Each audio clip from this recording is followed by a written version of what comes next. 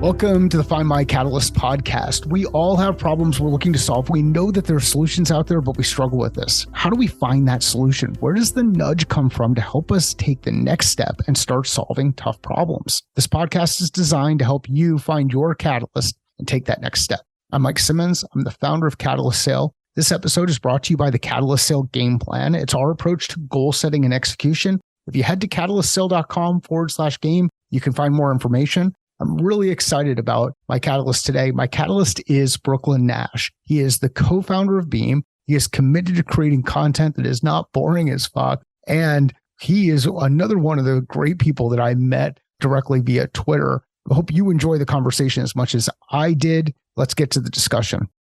Brooklin, it is awesome to finally meet. I've been following your content on Twitter. I think that's the first place that I came across your stuff. And find what you've shared fascinating. I find the living in Antigua fascinating. And I want to thank you for joining me on the podcast. And your content keeps getting better and better with some of the questions you ask or pose on Twitter. And we'll get into that. Into that a bit. So you've recently gone through the process of launching a business. What has that process been like for you?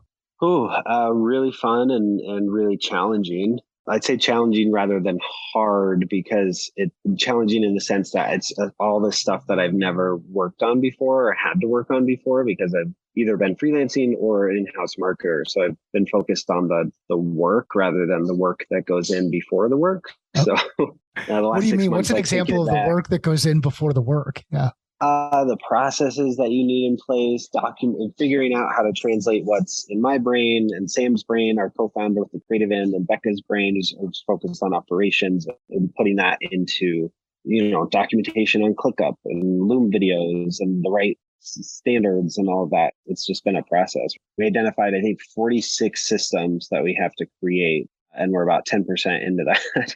And what our first system was creating a system for creating systems. So they all follow the same template. So I saw that. I'm like, we have got to create a system to create systems. This is a whole new world for me. Are there systems, when you think about like the work that you do, I'm going to miss on this, but I've categorized you into a copywriting bucket. Is that the right place to categorize you? Well, it depends on who you ask. I think some people think copywriting and that's all things content, whether it's a landing page or an article. We focus on content marketing, which is a nitpicky thing to say, but that's where we focus. So what's content? It is writing. So what's content? Long-form writing. So articles, thought leadership, guest posts, case studies, white papers, things like that. So, and people will, a lot of times, at least the people that I know will, when they hear content marketing, a brand that they'll think about is someone like a HubSpot relative to what they do for inbound and how that started to push the whole content marketing. Is that the right way to think about content marketing, or has content marketing been out there forever and it's not really an inbound thing or a HubSpot thing or a... Yeah, I think about it differently. I don't think content marketing and inbound are synonymous anymore. I think content marketing can support a whole lot more of the go-to-market org than just top of funnel bringing leads inbound. It can touch sales enablement, customer marketing, field marketing, social media, which I guess counts as inbound. But it brings a lot more elements together than just inbound marketing, like how HubSpot covers it. So then you start to hit like all segments of the revenue, kind of the ecosystem or the buyer journey, whether we're talking about on the demand side, we're talking about acquisition, we're talking about things like retention and expansion. And there's a lot of stuff around go-to-market. It seems like, I think one of the things that drives me nuts is when I see all new acronyms get thrown out there or new topics get thrown out there. And ultimately, in a lot of instances, they're rebranded versions of the same kind of thing or something that we've done before. When you're working with people, is this all part of is understanding the whole go-to-market ecosystem for the organization? Is that an important part of the kind of work that you do as a content marketer and as you're building out your business? It is, because one of the first steps we take is to try to identify the gaps in their content. And often, they have inbound nailed down. They got their SEO content, so they're getting lots of organic traffic, but they don't really have anywhere to point them. And then trying to get them directly into a discovery call or a demo kind of falls flat. So in that case, we'd try to fill the middle of the funnel and build some educational resources that then the conversion point is let's dig deeper into this topic. Or sometimes they have their marketing and things really nailed down, but sales is struggling. So we'll focus on sales collateral and getting stuff in the hands of the sales team that can really drive those conversations. So I've battled with writing forever. It's one of the reasons why I ended up doing a podcast is I knew I wasn't going to write. And I thought, okay, well, the podcast will be able to replace it because we'll transcribe it and we'll turn that into blog content and we'll repurpose all of this stuff. And I can assure you over the 5 years that the podcast has been out there, we have not repurposed the content in that manner or did anything with that. It's a lot of work. It didn't. Yeah, well, that's it. It's a lot of work. Why is it a lot of work? Because it sounds easy. You can say, let's take this 30-minute conversation. We have a transcript, so it's basically written, right? But then you look at the transcript and how I'm talking now, you have the likes and the ums and the talking a little bit in a circle and paraphrasing yourself and all this. So it takes a lot of time even to just take the transcript and make it into something that's digestible and makes sense on paper. And then there's all the pieces of then taking that and putting it into the smaller formats, like a video clip or a short form LinkedIn post that will land with your audience on LinkedIn, or an image quote. There's just so much you can do, which is part why we're offering that. I mean, you can have a 30-minute conversation with a founder and get so much content out of it. It just takes some time and dedication to it and knowing what to look for. So I can't have my 19-year-old go through and just start listening to podcasts, and we'll be able to put some content together and we'll build out our own content marketing engine inside the I'm sure they'd learn a lot. Yeah. It might be a good place to start. It is so hard. And I'm not a scripting person. So even when I do video content, I won't script the content. And I've had a lot of people give me feedback that is something that I should do because you start to tighten the content up and it just doesn't feel natural. So how can folks make writing more natural? What's a way to help somebody make writing feel more natural, especially when I'm sharing that I'm not a writer. I'm starting to write more, but what's a way to make writing feel more natural for folks? This will sound trite, but I think the number one is to just keep doing it. Yeah. Like it's a muscle that you work out just like anything. I mean, I was, not to toot my own horn, but I am a much better writer now than I was 9 years ago. And that's because I've been writing on a weekly, if not daily basis for 9 years. Right. And I figure out what I'm getting bored of. I self-edit. I try learning new things. It's just, make it a habit basically. And then I think it's also about like writing what you're interested in. I think especially with this whole move towards personal brand, like people tend to overthink it. Like they'll try to write this either super in-depth, like thought out tactical piece of content, or the kind of, what do you call it? Like the stuff that ends up on LinkedIn Lunatics, that subreddit, where it's just like over the top, like crazy story, not super believable, like fluffy type of content. So those are the extremes. What I've really enjoyed, like writing personally for social, is just, here's what I'm working on. Here's what I'm thinking about. Here's what I think is funny. And sometimes that lands and it resonates. And sometimes I think it's funny, but then it becomes pretty clear that not a lot of other people think it's funny. And that's fine. It's still interesting to me. Here's what I'm working on. Here's what I'm thinking about. And here's what I think is funny. Like that's kind of it. That's those three buckets. And it's pretty cool to be able to categorize it into three buckets. So, all right, I am going to demonstrate complete lack of direct connection to the social world, but LinkedIn Lunatics, there's a Reddit on LinkedIn Lunatics where they will pull in, and I'm sure someone's out there going, okay, boomer, which I'm not. I'm not that old. I may sound like I'm that old, but so there's a Reddit out there on LinkedIn Lunatics where they will pull apart these stories about hey, I was walking down the street. I saw a cat stuck in the tree. I found a couple of milk crates. I stacked the milk crates, stepped up to the top of the tree, helped this cat come down, brought them down to the bottom. And here's my thread about how I'm going to save the world and the top 5 things I learned or whatever. Now I'm mixing LinkedIn and Twitter, but I'm sure there's a Twitter Lunatics thread too. Well, on LinkedIn, the end of that is it caused me to be late to my interview. So I was super stressed about it. But then I walked in the door and the interviewer was the cat. Like that's the level of ridiculousness. They were dressed up as a cat. They had They had, I can't, we're a dog family. We got dogs in the house. I'm an Arizona Love State it. guy, so I hate cats, wild cats. But Oh, yeah. a kitty litter box over in the corner. They actually found their soulmate in the interview process. Wow, that's Yep. amazing. Yep. No, some of these stories. So yeah, this I don't know. I go on the subreddit every couple of weeks just to keep me humble and to try and like keep me humble and realize like whatever I post on social, I'm not trying to take it too seriously and to kind of avoid what can come off as self-aggrandizing or yeah, just over the top. That's awesome.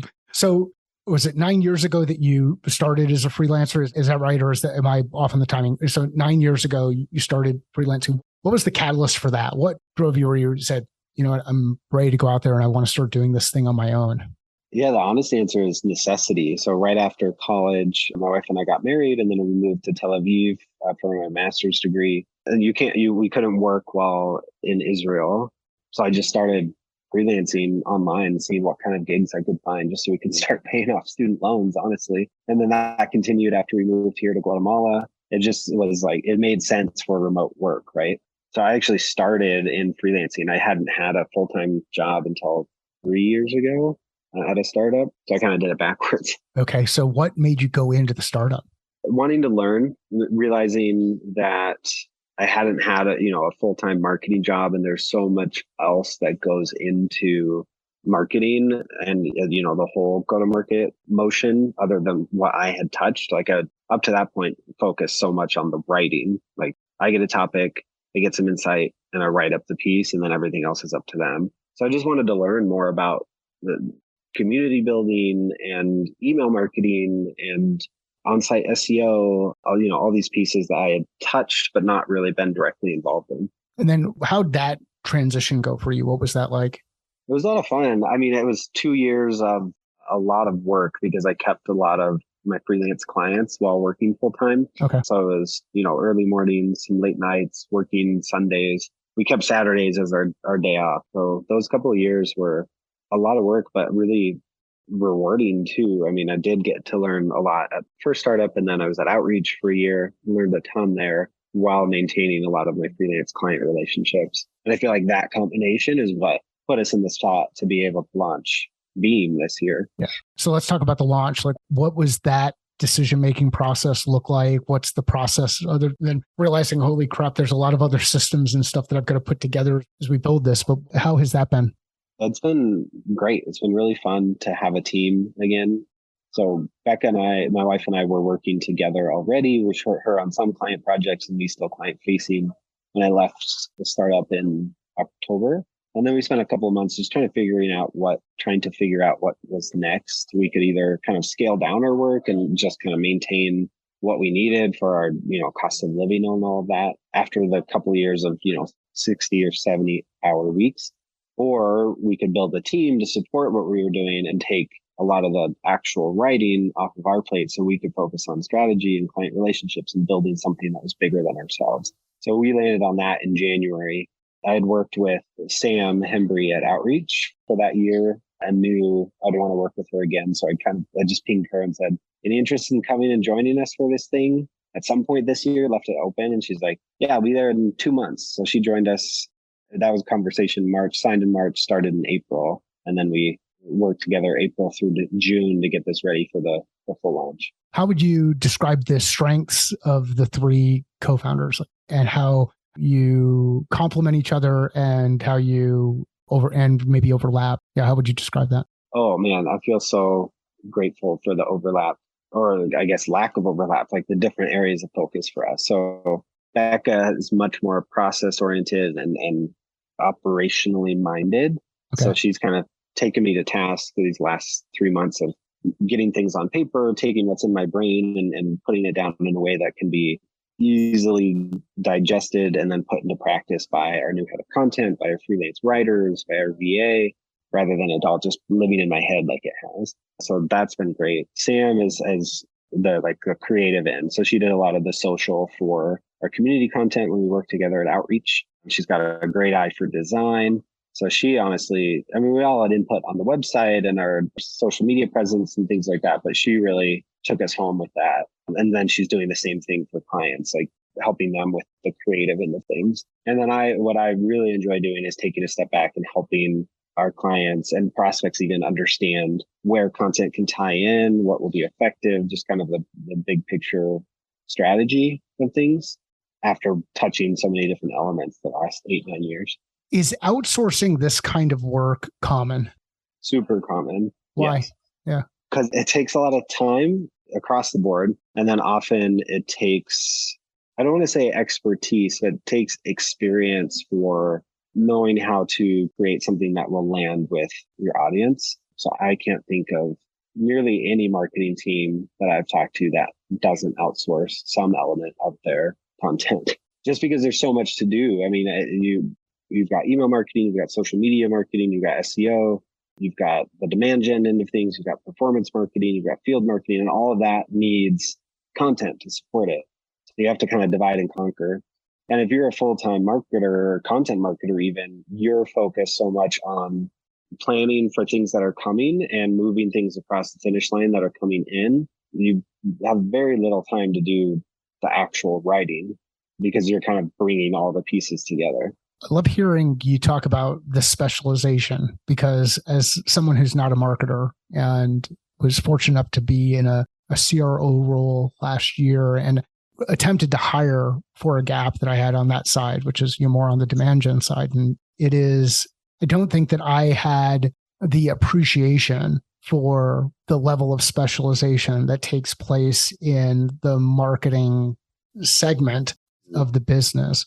Would you say that's common too? Lack of appreciation? Yeah, the lack of appreciation, not the specialization. Yeah, I think so, because I think especially in smaller startups, you see folks trying to hire for essentially a unicorn, somebody who can do all of the things. And like, ideally you find somebody who can, jump in with both feet and try to figure out the things. But you're probably not going to find somebody who has actual extensive experience in all of the things. This is one of those areas where I think agencies really can help folks, is being able to go in and find agencies who specialize in certain areas. But one of the challenges I think I'm seeing out there, and it may just be the agencies that I've had a chance to work with or have come across or see, is it seems like agencies are falling into the trap of generalizing rather than specializing. Is that another challenge that's happening out in the marketplace? Yeah, it is, almost to the extent where the expectation is that as an agency, we'd be able to cover everything. And it's kind of this educational moment on one of those initial calls. We try to make it super clear on our website. Like, there's a lot that we don't do. Here's the specific elements of content marketing that we do really well. And then what we're trying to do is build relationships with other agencies who also specialize, but in different areas. So we've got one focused on email marketing, and another on SEO strategy and on-site optimization, another on SEO content, so that if those needs are there, we can still kind of connect them to the right people, but still keep in our lane.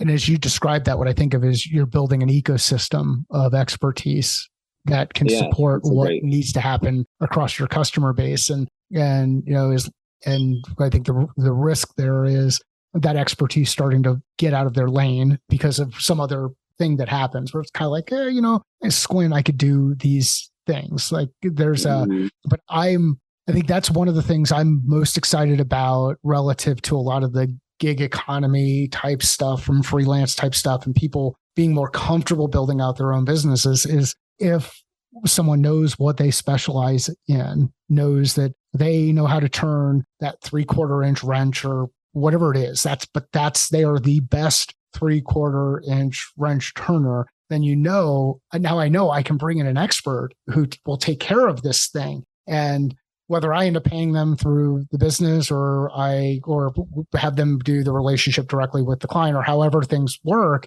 I know the work is going to be done. Do you see us moving in that kind of a direction? Are there more folks like you out there who are kind of building these ecosystems, aware of the specialization and building these ecosystems and starting to build out that network of capability? Yeah, I think it's more like the strength of weak ties type of situation, where as more folks are active on social, whether it's LinkedIn or Twitter, there's a little bit more of awareness of who does what and conversations around that. So ecosystem, I mean, that's the ideal world, but that might be a stretch for where I think a lot of people are right now. Yeah. But there is a little bit more awareness of, oh, this person does, email marketing or can help with deliverability issues. I'm going to go recommend them or see if they're available. Yeah. But we're trying to figure out how to kind of capture and document that and make that a little more structured. Yeah. I was pretty excited to see you pop up in Pavilion just recently. Are you new to Pavilion recently, or have you been around and I hadn't seen your name in there before? How long have you been in the Pavilion? So I'm new to the fancy schmancy executive side of things. So I've been in Pavilion as a member for a couple of years, but I guess starting the agency, technically my title as CEO entitles me to the executive membership. So I'm new to that. Do you feel different? Do you feel fancy and schmancy and all of those kind of things? Yeah, I feel like I need to get myself like a top hat or something to celebrate. Oh, a top hat and a monocle, and maybe like maybe one of those, maybe a little cane or something to kind of move around with. Yeah, of course, and of course it comes with a slightly higher price point, but it makes sense. Yeah, well, I think one of the coolest things about that community for me is the networking aspect and being able to connect with people who. And you can see them in there. You see the ones who deeply care about their craft, who deeply care about the work that they're doing, who deeply care about helping others get better. And I think that's one of the cool things about that ecosystem. I'm confident that ecosystems will play a bigger role. It's kind of like, was it Peter Thiel who talked about this, or maybe it was Horowitz, or one of them. It talked about the whole bundling and unbundling, and bundling and unbundling. And I wonder if through some of this specialization, which is really hard, I think, but the specialization, are we starting to unbundle capabilities so that we can bring in a level of expertise that allows us to punch a bit higher than our weight class when it comes to early stage companies, bringing in someone who can do the type of work that you can do from a content perspective that they wouldn't be able to afford to bring full headcount in, or they wouldn't know what to do with that headcount. And beyond that, they're probably caught so much in their own bullshit, so to speak, that they are so focused on what they think the customer or what they think the problem is rather than what the customer thinks the problem is. And getting an external voice or external resource can help them overcome some blind spots. Is that fair? Yeah, that last point especially. Well, I mean, all of it. Like, I think it's about some more flexibility and speed. Like, instead of waiting, like to get headcount, you got to put in the request and then you got to put it all together and then you go through the hiring process. So it's like best case scenario, 4 or 5 months before you can make that happen, right? So a lot of speed and flexibility there. And then the outside perspective is a really good point too. That's kind of what we're trying to bring to our clients, and not just be like the yes man of saying, okay, you want this? Great, we can do that. Instead, like hearing their ideas, say, this sounds great, that sounds great. This idea we're not so sure about, and here's why. What if we did this instead? And that's what those conversations have been super interesting.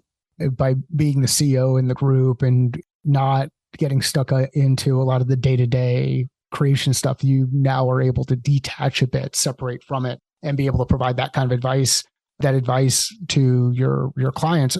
Must just have equal brain in the room with a level of expertise. They know their business really well. You know your business really well. And I think that's the advantage of finding experts like you. Yeah, that's the idea. It's a work in progress, detaching from the day to day. But yeah, those client conversations are always really fun. How'd you come up with the name? I think I posted about it the week after we launched. I think I literally thought of it in the shower and then slacked the team about it and asked, because we went back and forth for like 4 weeks on names. I had all sorts of ideas out there. For a long time, we were 99% sure we were going to be warble, like a warbler, like a bird, which now I think doesn't sound great at all. We were sold on that. But Beam, we really loved because it captures kind of the two main things we want to do. We want to spotlight your experts rather than pretending like we know what we're talking about. Like, we want to start with interviews and then turn that into content that will resonate with your audience and spotlight your internal SMEs, your customers, your prospects, your partners, starting there, right? And then the other part is we want to be the like support beam in your marketing house that gives some heft and some durability to everything else you have going on. That was the first one that came to mind for me with the name, was it was about that structure. And it's really cool to hear the spotlight piece, the kind of the they're recognizing, and this is a Donald Miller, Joseph Campbell, Robert McKee kind of thing, but that your customer is the hero. They are the one who is going through the journey that they're going through, who has to deal with the villain. This gets into some of the story brand stuff that Donald Miller put together really, really well in building a story brand. But yeah, that's very, very powerful to be able to shine that light back on those inside the organization. And I think it's pretty powerful when people inside roles who are looking for this kind of support are comfortable enough in their own skin, have that level of self-awareness where they say, actually, we need some expertise. That expertise will help us level up. We ultimately still have the same domain name. Our checks come from the same place. These folks are here to solve for a specific problem right now. Yeah, exactly. And it so often works that you have that internal expertise that so often isn't tapped. Like if you're selling to HR managers, you should be talking to your HR managers and those at your customers, right? So I think it's easy to say, like, make your customer the hero. But then I think we see in a lot of content, it's a lot harder to put that into practice. Because even case studies aren't about the customer. Often they're about what your platform did for them. So why not turn that on its head and like get their insights into how they tackle the particular problem, right? Why do we struggle with that? I think because we're still getting past this idea that everything has to be measurable and then measured. So much content ends up needing to be tied to lead gen or like sales cycle speed or whatever the measure is. Yeah. Just like trying to make it measurable often makes it, number one, it increases the scale of how much content you have to put out. And it's a lot harder to put out high quality content at scale. Okay. And number two, it kind of resorts to the lowest common denominator, which is how will this speak to X brand? Like, how does this showcase what we do, rather than taking a step back and looking at category education and awareness and all of these other stages. Like we've seen that I think Gartner, not McKinsey, the Gartner image from like 2019. This was 3 years ago now, of the buyer journey. And it's not like the neat little funnel that I think it is. Right. It's this cyclical route that goes from over here, then over here, and they're talking to this person, and it goes back here. So trying to tie it up in a neat little bow is getting harder. It's funny. I think just to the point that you made about, hey, if we're selling to HR people, let's have a conversation with the HR professionals that are inside our organization, or the HR professionals that are inside the organizations of our clients. We can have these conversations with people. They want the business to be successful. They have a network of others that they go after, yet we forget to ask that question. Another question I think we forget to ask is, what does the buying process look like inside our organization? If I'm going to buy a dry erase marker, if I'm going to buy a car, if I'm going to buy a house, or I'm going to buy a building, how does that change? And how many different levels does it need to go through? And if we inside, let's say we're a small organization, we have that many hoops that need to jump through, and we're working with organizations of a similar size, why are we not empathizing with the number of hoops that they have to? And it's how we struggle with asking questions, I think. Yeah, absolutely. It's like the equivalent of do as I say, not as I do. Like do as I expect, not as I do in the buying process. Even for top of funnel stuff, like we'll have 37 tabs open and spend 20 seconds scanning an article, maybe save it or Slack it or bookmark it for later or whatever, or just close the tab. But then we suddenly expect our audience to read the entire article. Like, so if we see time on page like less than 2 minutes, suddenly we're depressed, even though when it was last time you spent more than 2 minutes on any particular page on a website. Right. Yeah. Well, Ed, you mentioned, I think earlier today, you said you're the CEO of using my Chrome tabs as my to-do list. So like you've got these, we have these workflows that we operate in, and, so one of my workflow pieces is if I have something that I want to read later, I end up texting it to myself or I Slack it to myself. I do one or the other. I don't bookmark things. I try to avoid the tab nightmare, but I still am stuck in the tab nightmare. It's why my fan on my machine just does not stop. It just keeps churning through things. And we forget about empathizing with people on the other end as they go through these things. And we think, okay, well, how do we truly design for customer experience if we haven't been in the shoes of the customer? Or I think the one that drives me even more nuts is when people put stuff out and then they don't walk through the workflow on their own. Like they just expect it to work. And I've run into that even just in the last 6 months, where I've gone back in through some of our workflows and clicked on things and thought, oh, wow, this is just completely broken. And so it gets to the piece, do as I say, not as I do. And we're all really, really busy. And I think just to reinforce the point that's been made a couple of different times, I think this is where bringing in external experts like yourself to be able to be a speed bump, get people to pause, pull people back away from the forest a little bit, or the tree a little bit, so that they can see the forest. Yeah, that's like exactly what we're trying to do from building the website to now what we're putting in place with our sales processes and onboarding is what have we really liked? And it's always been clarity on the site. Is this for me? Like I should be able to tell within 15 seconds if this is for me or not. There's a handful of sites that we looked at that do exactly that. Transparency and pricing, because nobody likes like beating around the bush with pricing. Like click on the pricing page and it's a demo request page, right? Right. And then more like a relationship approach. So we're working on, the reminder emails and the thank you emails and reaching out to the accounting team when we sign on a new client. So we're bringing them into the fold, connecting with prospects on social, just kind of make it more holistic.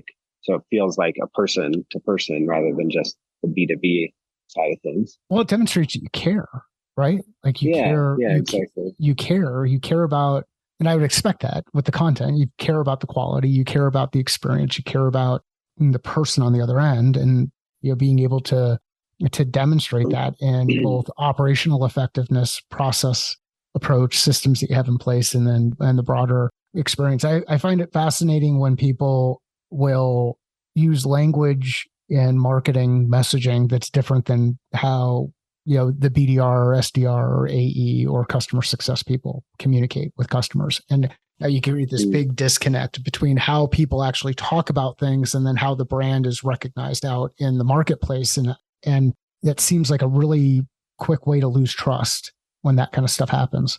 Yeah, exactly. And that's a big part of the content we want to create, is where, like what you did, this is an extreme example, but it's the example, I think, of you heard content marketing inbound, you thought HubSpot. Like they were the first ones to really accomplish that. Yeah. I mean, besides maybe Salesforce and A.C.T.S, which is even a more extreme example. So like, that's the type of thing we want to go for. If somebody's thinking, paid ad optimization, they're thinking of one of our clients, or they're thinking business intelligence, they're thinking about one of our clients, because of the conversations that can happen around the content. Brooklyn, we started the conversation with kind of starting Beam, and we went through a little bit of your journey.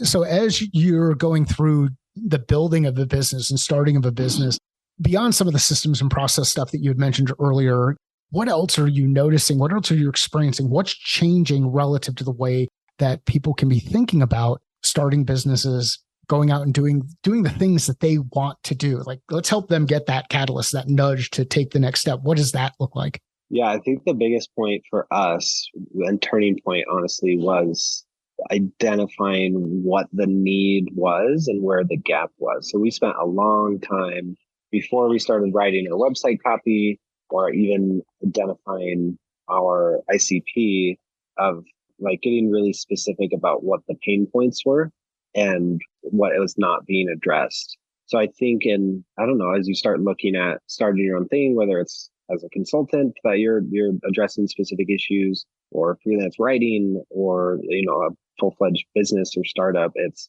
looking at where those gaps are and how you're uniquely positioned and qualified to address that.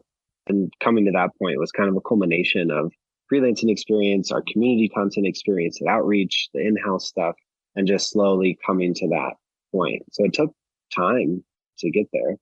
Are there questions that came up? Like you could think about questions that might have come up around the room where all of a sudden that created a little bit of a breakthrough or something where you're like, oh, wow, how did we miss that? Or something that helped you overcome maybe a blind spot as you get maybe thought the problem was something a little bit different, or you thought you maybe fell into the trap of getting into solution a little too early? Were there any questions that came up that really helped you navigate that challenge among the three of you?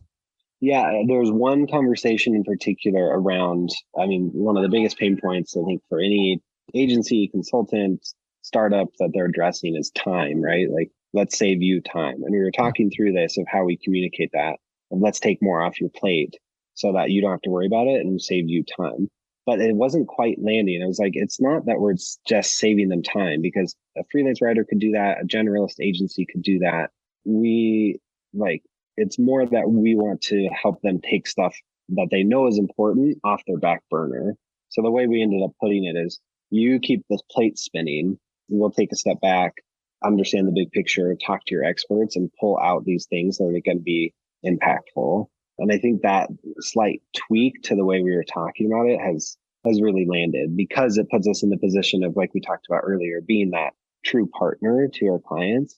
And as we've gotten on these calls the last couple of months with this new type of messaging, that's really resonated, where they're saying, like, yeah, this is exactly what we've been looking for, because we've known all these things are important, and we've been sitting on this data or this panel of experts or these webinars that we haven't been able to do anything with, because we've been focused on what we talked about earlier, the content always needing to be tied to lead gen, which kind of is a disservice to the other elements of building your brand and your trust. So 2 more questions. One, on this whole piece, it's more of an observation on what you described there. I think that's really powerful that you were able to highlight that the organization still needs to spin the plates. The spin the plate stuff is the stuff that happens day in, day out. It's going to get prioritized. It's the important but not urgent stuff that ends up being stuck on the back burner, and you now are able to level that up as an organization, leveraging your specific area of expertise and care and attention to take care of those things so that they can continue to spin the plates, and at some point in time have some bigger plates to spin or be able to bring others inside. Is that fair? Yeah, that's exactly it. So the other question I wanted to ask was around screwing up metrics. You talk about, hey, the content's got to perform and it's got to generate leads and it's got to happen really, really fast. And there's so many things that are outside of our control. On the revenue side, I cannot control when a customer signs a contract. I can reveal risk on what's associated with it, and I can identify some of the process and systems and indicator type things that will help us determine probability and improve our forecasting. But ultimately, that signature is not something that we have control over. And we already talked about it. Inside some even smaller organizations, going through that process can be really complex.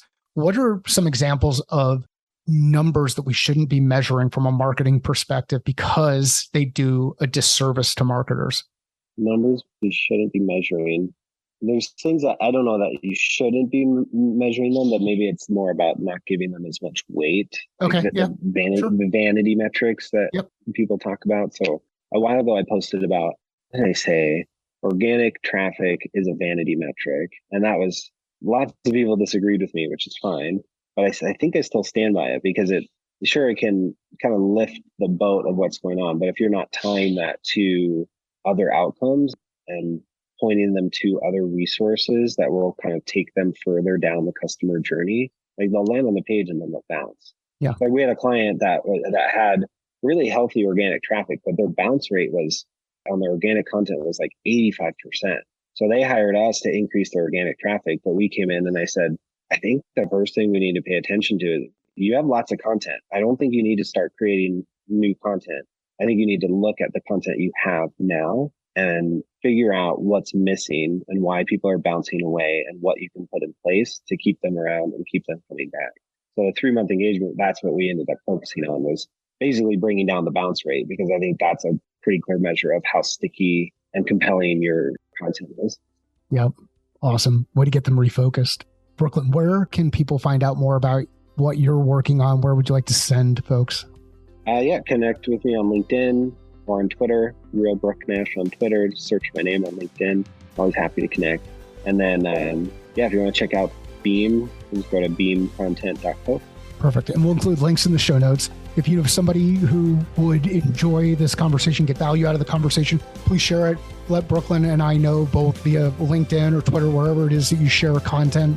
Those shares help draw more exposure to these conversations and to the podcast. Sales is a thinking process. Business is a thinking process. Life is a thinking process. How are you thinking differently about your process?